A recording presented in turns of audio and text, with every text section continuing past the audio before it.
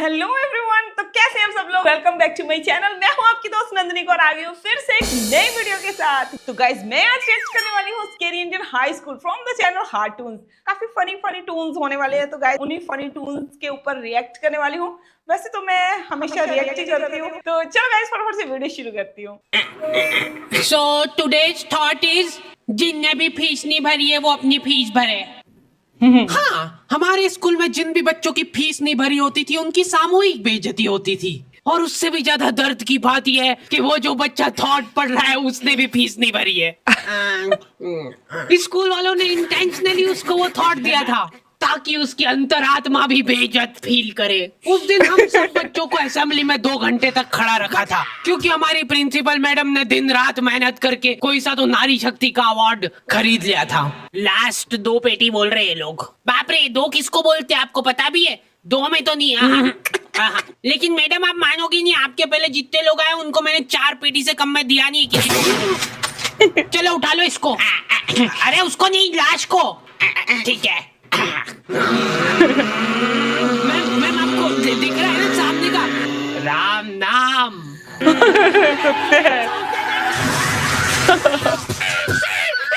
उस दिन हमारे स्कूल में अवार्ड के सेलिब्रेशन के लिए अलग तैयारियां चल रही थी। तो और मतलब पढ़ाई लिखाई कैसी चल रही है अपनी फिर? हैं कुछ हेल्प वगैरह लगेगी क्या?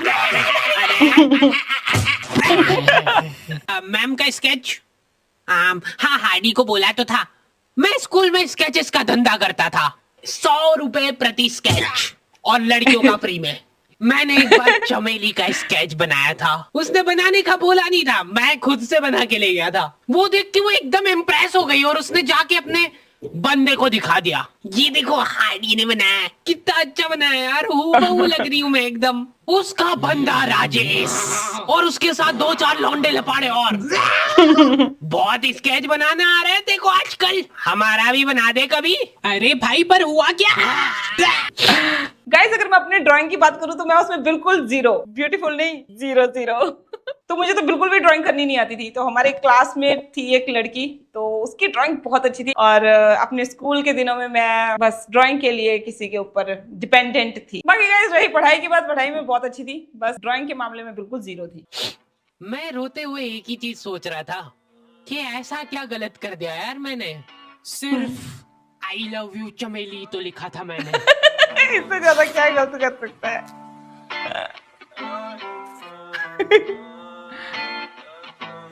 नाम तेरा है क्या मुझको तो खबर नहीं, गलतियां ये सारी उन रातों की है, जिंदगी तो चल रही मैं मगर थमा हुआ, शायरी ये सारी मेरी बातों की है। नाम तेरा है क्या मुझको तो खबर नहीं, गलतियां ये सारी उन रातों की है, जिंदगी तो चल रही मैं मगर थमा हुआ, शायरी ये सारी मेरी बातों की है। ये क्या बना के लाए हो? मिट्टू लग रहा है एकदम। ड्राइंग वाली मैडम ने मेरे को प्रिंसिपल मैडम का स्केच बनाने का बोला था और मैं अपनी जिंदगी का सबसे वाहियात स्केच बना के ले गया क्योंकि फ्री में बनवा रहे थे मेरे से। मैम फ्री में तो ऐसा ही मिले। असेंबली ग्राउंड में सारे कैदियों को हाइट वाइज खड़ा करा जाता था और जो भी बच्चा प्रेयर के बीच में आंखें खोलता था या हिलाडुली करता था, पसीना पोंछ रहा था वो बेचारा। प्रेयर खत्म होने के बाद हमारे आसपास लाशें पड़ी होती थी। असेंबली से क्लास तक का फासला बहुत कठिन होता था कुछ बच्चों के लिए। रुक इधर, तेल क्यों नहीं डाला? सर वो मेरे घर पे जो कोई भी तेल लगा के नहीं आता था उसको घसीट के काल कोठरी में फेंक देते थे लोग और वहीं पे 25 लीटर वाली सोयाबीन तेल की केन उसके ऊपर डोल देते थे। बेचारे बच्चे फिर भी जैसे तैसे अपने क्लासरूम तक पहुंच रहे हैं और वहाँ पे टीचर के आते पते ही नहीं है। उनकी अलग मीटिंगें चल रही है ऑफिस में। अच्छा चलो बताओ कि अपन इन बच्चों को और किस तरीके से लूट सकते हैं। मेरे पास एक आइडिया है। देखो अपन क्या है कि एक प्रोजेक्ट लगवाते हैं एक ही क्लास में। क्या है, देखो क्लास में कोई संभालने वाला नहीं होता है तो ये अपने जंगली पने पे उतर ही आते हैं। लोहे की स्केल से बेंचे रगड़ रहे हैं, मिस्त्री फेल हो जाए इनके सामने, ऐसा फिनिशिंग वाला काम करते थे। लेकिन इनके जंगली पने यहीं पे खत्म नहीं हो रहे। 2 लौंडे उठे और उन्होंने उनकी बेंच उठा के खिड़की से बाहर फेंक दी। अब उनको देख के बाकी बच्चे भी क्लास का सारा सामान उठा के खिड़की से बाहर फेंक रहे। क्यों कर रहे हैं ये सब, वो इनको खुद को नहीं पता है। मैम शायद बाहर छोड़ो, इधर ध्यान दो ना आप। तो अपन ये जो प्रोजेक्टर लगवाएंगे इसको अपन नाम देंगे स्मार्ट क्लास। और उसकी अपन लेंगे अलग से फीस, ठीक है? पर कभी किसी बच्चे ने नहीं दी तो, अरे भूषण जी फीस पेरेंट्स देते हैं, बच्चे नहीं। सही बात है। एक पीरियड लगता था स्मार्ट क्लास का, जो बच्चों को स्मार्ट बनाने के लिए काफी था। पॉपकॉर्न लाया था ना तू आज? हाँ? खोल टिफिन। मूवी चलेगी अभी मूवी। ये लोग ऐसे बैठे कि अभी लड़की आके मुजरा करेगी इनके सामने। जिन भी बच्चों ने वो एक्स्ट्रा फीस नहीं भरी होती थी उनको वो एक पीरियड के लिए क्लास के बाहर जाना पड़ता था। ये सब हरकतों में 10-15 मिनट निकल जाते थे। उसके बाद स्मार्ट टीचर क्लास आके आती जैसे तो गई। प्रोजेक्टर चालू कर रही है उसकी आधी स्क्रीन जने का सीलिंग पे ही चढ़ रही है। तो अब उस स्क्रीन को फिक्स करने के लिए एक एक्सपर्ट आदमी को बुलाया जाता है।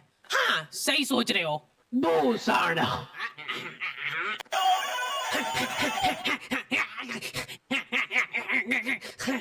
जो बेंच पे चढ़ के उस स्क्रीन को सेट करता है। स्मार्ट और स्क्रीन जैसे ही प्रोजेक्टर चालू होता था पीरियड ओवर हो जाता था। और जो गरीब बच्चे बाहर खड़े थे उनमें से गलती से एक ने क्लासरूम में झांक लिया। क्या देखा तूने? है क्या देखा? मैम कुछ नहीं, बस एक लाइट जलती हुई दिख रही थी मेरे को।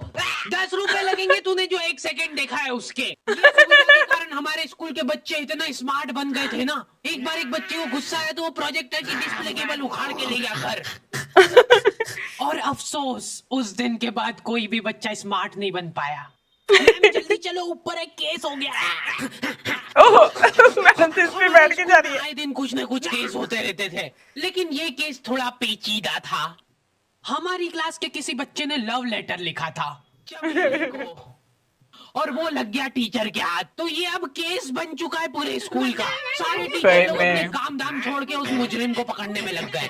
जो टीचर लीव लेके छुट्टी मनाने गए थे वो आधे रास्ते से पलट के आ गए थे। सही बात है। अगर मैं अपने स्कूल की बात करूं तो मेरा स्कूल तो बहुत ही ज्यादा स्ट्रिक्ट था। मतलब बॉयज एंड गर्ल्स आपस में बात करना तो बहुत दूर की बात थी। अगर एक दूसरे की तरफ उन्होंने देख भी लिया तो भाई क्या मसला खड़ा हो जाता था। मतलब पूरे पूरे पूरे पूरे स्कूल में ऐसी खबर फैल जाती थी कि हाँ इन दोनों का कुछ चल रहा है। मतलब जस्ट भाई एक दूसरे की तरफ देखने से ही ऐसे बना देते थे बातें कि बस अब क्या ही कहूँ अपने स्कूल की तारीफ में। चलो आगे देखते हैं कि इनके लव लेटर का क्या हुआ। बेटा सही सही बता दो किसने लिखा है। अब ये 10-15 टीचर लोग आपस में डिस्कशन कर रहे हैं। सर आपने लिखा है तो बता दो, अपन बात दबा देंगे। फिर इन्होंने एक और एक्सपर्ट टीचर को बुलाया। बेटा सुन लो, मैं शकल देख के बता देती हूँ एक बार में कि कौन है मुजरिम। तुम बाहर जाओ। हाँ तुम भी बाहर जाओ। तुम भी। क्लास में सिर्फ 4 लड़के बचे जिनमें से एक मैं हूँ। बाकी सभी बच्चे इसके शक के दायरे में थे। उन सभी बच्चों को काल कोठरी में ले जाके टॉर्चर किया जा रहा था। बोल दे बेटा क्यों लिखा है। इधर मैडमों को अलग चीजों की टेंशन हो रही थी। इसने चमेली में मात्रा तक गलत लगाई है। अरे रुको, इसका बाप भी बोलेगा सच। बोल दे बेटा क्यों लिखा था। बस हाँ बोल, तूने लिखा था। बोल। सर हाँ सर मैंने हाँ नहीं लिखा। सर हमने नहीं लिखा। चुप। बोल सच बोल, अभी भी मौका है। बोल दे कि तूने लिखा। तुमको मुंह खोल। सच में यार उन दिनों में तो पनिशमेंट इतनी ज्यादा मिलती थी। मतलब पनिशमेंट के मामले में मुझे तो बहुत ही ज्यादा पनिश किया गया। स्टडी को लेके नहीं, सिर्फ शरारतों को लेके। तो स्कूल के दिनों में बहुत ज्यादा बुली थी यार। मतलब वैसे तो किसी को फिजिकल डैमेज तो मैंने नहीं किया, बट ये है कि हाँ मैं थोड़ी सी बुली टाइप की थी। ऐसे एक बार मुझे भी पनिश किया गया। मतलब मैंने और मेरी फ्रेंड ने मिलकर कोई शरारत करी, उसको लेके मेरी टीचर ने हमें क्लासरूम से बाहर निकाल दिया। उन्होंने बोला just say sorry and enter the class. तो मेरी ईगो बहुत ज्यादा हाई रही स्कूल के दिनों में, तो मैंने ये सॉरी नहीं बोला। मेरी फ्रेंड ने तो दूसरे तीसरे दिन हार मान ली, उसने तो सॉरी बोल दिया। तो फाइनली मुझे 7 डेज 8 डेज के बाद 2 चमाट पड़े और उसके बाद मैडम ने बोला चल क्लास में चल। तो ऐसे वैसे करना ठीक नहीं था। मुझे अब रियलाइज होता है कि हाँ सॉरी मांगना कोई बहुत बड़ी चीज नहीं थी। ऐसे तो ये कसाई मार डालेगा सारे बच्चों को। साइड करो सही इसको, बात मैं है। जा रही हूँ। अरे मैम सबने सच बोल दिया है, इन सभी ने मिल के लिखा है। हाँ चलो अब साइड हो जाओ। ये क्या, किसने मारा मेरे बच्चों को? पानी पियो बेटा, लो पानी पियो। लेकिन उसके पहले मेरे को बताओ कि तुम में से किसी ने लिखा है या नहीं। इधर इनकी क्लास में अलग इन्वेस्टिगेशन चल रही थी। बेटा देखो, अगर तुमको आपस में भी किसी पे शक हो तो तुम लोग बता सकते हो खुल के, किसी से डरने की कोई जरूरत नहीं है। इतने में राजेश उठ के बोल रहा है, मैम मेरे को हार्डी पे शक है। तो पहले क्यों नहीं बताया? उसके बाद ये लोग मेरे को ही पकड़ के ले गए। अभी देखो मेरी शक्ल पता है, थोड़ी सी ऐसी भोली टाइप है, तो मेरे को बचपन से ही उस चीज का एडवांटेज मिला है। जैसे किसी बच्चे से लड़ाई हो गई, सर इसने ही मारा है मेरे बच्चे को। नहीं ये नहीं मार सकता यार, इसको जरूर किसी ने फंसाया है। कुछ भी बोलो यार, लेकिन मेरे को नहीं लग रहा यार कि ये हो सकता है मुजरिम। बेटा सच सच बताओ, तुमको किसने फंसाया है? बेटा देखो, अगर किसी ने तुमको फंसाया है तो उसका नाम बताओ। डरो मत, घबरा मत, सिर्फ नाम बताओ। बेटा डरने की बिल्कुल बात नहीं है। राजेश कौन है? सर मैं। बस उसी दिन राजेश मेरे को आखिरी बार दिखा था। लेकिन वो लव लेटर किसने लिखा था वो आज तक रहस्य ही है। तू लगे सामने खड़ी, लगता जैसे अपने आप से लगे, खुली किताब जैसे मेरी प्यारी चमेली। नाम तेरा है क्या मुझको तो खबर नहीं। तो guys this is all for today. I hope you enjoy this episode and चलिए गाइस, आज का एपिसोड मैं भी यहीं पे एंड कर रही हूँ। अगर आपको वीडियो अच्छा लगा तो please hit the like button and subscribe my channel. तब तक के लिए टेक केयर, बाय बाय।